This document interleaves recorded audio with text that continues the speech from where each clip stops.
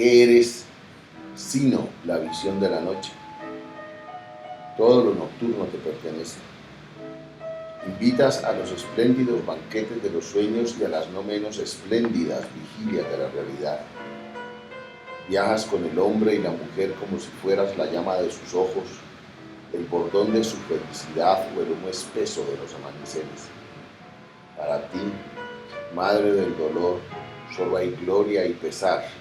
El mediodía no está escrito en tus agendas. Ninguna otra cosa eres, poesía, que la más alta cima donde el loco, los mortales, los desheredados de la suerte y la fortuna encuentran cobijo. Tú, la detestada, la leprosa, la purulenta, eres la mejor de las hembras, la mejor madre, la mejor esposa y la mejor hermana y la más larga y gozosa de las noches. La editorial Ágata en España acaba de publicar 2 libros de Harold Alvarado Tenorio. Uno de ellos es Ajuste de Cuentas y el otro es De los Gozos del Cuerpo, que tengo entendido ya había sido publicado por la Universidad de Caldas en un libro como Ajuste de Cuentas, que traza a usted una historia desde los inicios.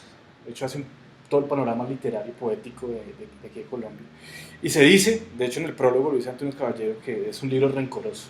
Y uno curiosamente lo que hace al leerlo es encontrar, lo que encuentra al leerlo, perdón, es un libro hecho desde el amor a la poesía. Y que justamente por ese exceso, no sé, es la lectura que yo le hago, desde ese amor a la poesía, pues tiene que ajustar las cuentas con lo que está mal, lo que usted ha visto que está mal y no funciona.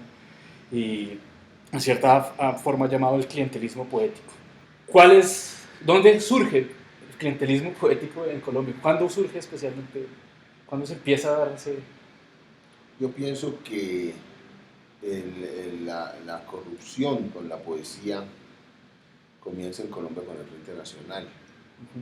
Es decir, en el primer gobierno del Frente Nacional, durante el gobierno de Alberto Lleras, en el segundo gobierno de Alberto Lleras y primer gobierno del Frente Nacional, yo pienso que surge esa crisis El nadaísmo. no creo que sea fundamentalmente con el nadaísmo. El nadaísmo es como un instrumento, digamos, de los cálculos que desde el Ministerio de Educación se fraguaron durante ese gobierno. ¿Quién era el ministro de Educación? El ministro de Educación de Alberto Lleras en su segundo gobierno y primer gobierno del Frente Nacional es el mismo señor que ahorita es el presidente de la Academia de la Lengua, que es un señor de apellido Posada. Este señor implementó, no sé si con conciencia plena de las cosas o no, pero el hecho es que durante ese gobierno se implementan el plan ADCOL, que es un plan en el cual fundamentalmente se elimina paulatinamente, digamos, se elimina la enseñanza de la poesía y la enseñanza de la historia nacional de la manera como se había venido haciendo desde los años 60 para atrás, incluso pues hasta el momento en que llega el primer gobierno de Alfonso López Pumarejo, cuando habían intervenido en la programación y en los planes de la educación personas como Jorge Salamea y Germán Arciniegas. Ellos habían ideado una transformación, porque el Germán Arciniegas del primer gobierno de López, a pesar de que era un hombre pues intrigante y lagarto, digamos, que le interesaba en los viajes diplomáticos y todas estas cosas, sin embargo, había en ellos una idea muy liberal y radical de transformar a Colombia. El primer gobierno de López intenta hacer todas esas cosas, la Universidad Nacional, ¿no es cierto? Pero cuando llega la pausa de Santos, comienzan las cosas a echar para atrás, pero el gran gestor de toda esa maniobra cultural es Alberto Lleras Camargo. Antonio Caballero dice que yo exagero, porque a un locutor como inocente le echo la culpa de muchas desgracias. Yo creo que el gran tramador, el gran manufacturador, el gran maniobrero de nuestra desgracia cultural es Alberto Lleras Camargo.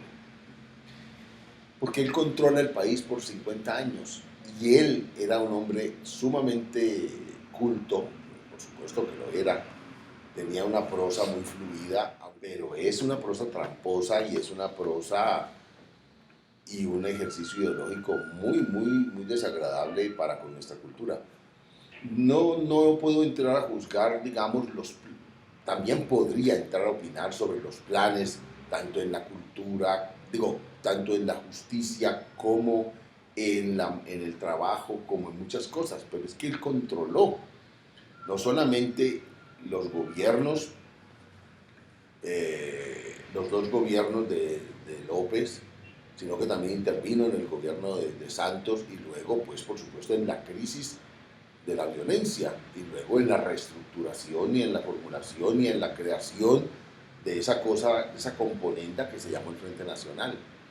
Todos los que estamos vivos ahora somos producto y resultado del Frente Nacional y eso es lo que nos ha llevado no solamente a la gran desgracia que fue, como dice la señora esta que acaba de ser elegida senadora, ¿cómo se llama ella? La señora, la joven esta, López. Claudia López. Claudia López tiene razón. Peor que las guerrillas es la corrupción. Y es verdad, si acabamos con la corrupción, las guerrillas desaparecen. Las guerrillas son una de las partes fundamentales del engendro de la corrupción. Y peor pues estas guerrillas que son unas guerrillas narcotraficantes. ¿Por qué construir una historia de la poesía colombiana desde ahí, desde lo político, desde lo social? Nuestra poesía está absolutamente anclada en nuestra realidad. Tan es así que la poesía que se escribe hoy en Colombia es una consecuencia de toda la corrupción. Es decir, ahora la gente se vuelve poeta para poder ganar algún dinero. Es decir, los incapaces se vuelven poetas para que el Estado los mantenga. ¿En qué se parecen los poetastros a los políticos o a los políticos? Pues se parecen muchísimo, son idénticos. O los poetas en general. Pues eso no, es que todos esos tipos que medran en torno a las instituciones del Estado, es que hay tantas instituciones que yo no me puedo enamorar. Hay junta de no sé qué, junta de no sé qué más, en todas partes hay un montón de cosas en donde pueden aparecer unos tipos que fungen de poetas para tener algún salario mínimo o ser madre de familia poetisa o ser cosa de esa, pues alguna cosa de esa. Ahora está muy de moda pues unas señoritas que el ministerio contrata como poetisas y las lleva por todas partes, son muy bonitas. Tengo entendido que el libro lo rechazaron varias veces, varias editoriales. Bueno, sí, lo ofrecí a varias personas, a varias editoriales. Aquí en Colombia. En Colombia, universidades, y el libro, no lo rechazaban. ¿Cuál era la respuesta que le daban? Pues no de plano decían que no, Harold, que no lo publicamos, porque no, pues unas veces era que, pues mire que es el inconveniente porque usted habla mal de fulano, que usted habla mal de mengano. Otras veces que mire el problema de los derechos de autor, que qué va a decir García Márquez, que es mejor sacar a García Márquez, que usted porque incluye a un autor ficticio que es poeta, que eso no tiene sentido. Entonces, pues, hasta que esos muchachos de Palma de Mallorca dijeron que lo publicaban y yo, entonces, como dijeron que lo publicaban, como yo quería y con las fotos que yo quería, entonces decidí que ellos lo publicaran. Hay dentro del libro dos escritores, uno de ellos hace parte de los nuevos, es Luis Vidales, y el otro pues de la generación mito, que es Gabriel García Márquez, que no son poetas, o por lo menos no se han entendido como poetas, y usted los agrega dentro de un libro de poesía. No, será el otro, Luis Tejada. Bueno, esa es una discusión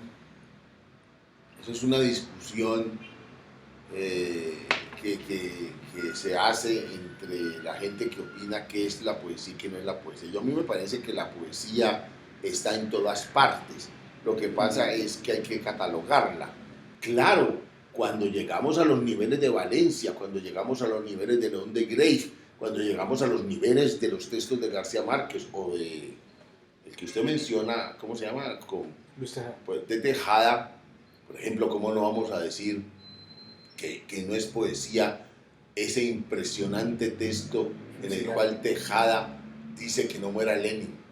Es tan bueno ese texto que uno se traga a Lenin con todo lo que uno puede rechazar la figura de Lenin, pero es una cosa tan bien hecha, tan verdaderamente que le sale de los cojones, tan bien escrita, que yo repito ese texto para que no muera Lenin como si fuera pues el Padre Nuestro, porque es una belleza de poema. Entonces es un poema.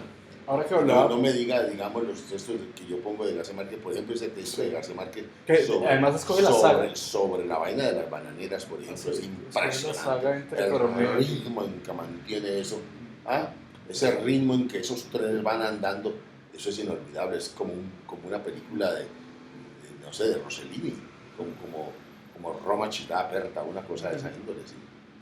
Por ejemplo, cuando habla, hay un poeta que es casi un enigma y es Vidal Echevarría.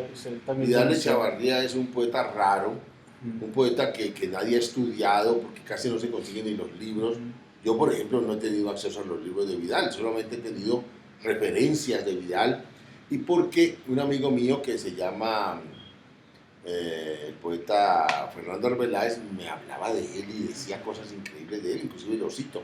Sí, pero uno de los poetas raros, por ejemplo, que yo trato ahí, que la gente no le para bolas, que me parece un gran poeta, es Fernando Arbeláez, por ejemplo.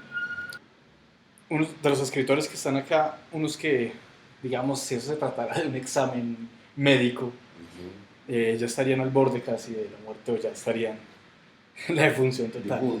Sí. Pienso, bueno, primero hablemos de los pieracilistas, ¿sí?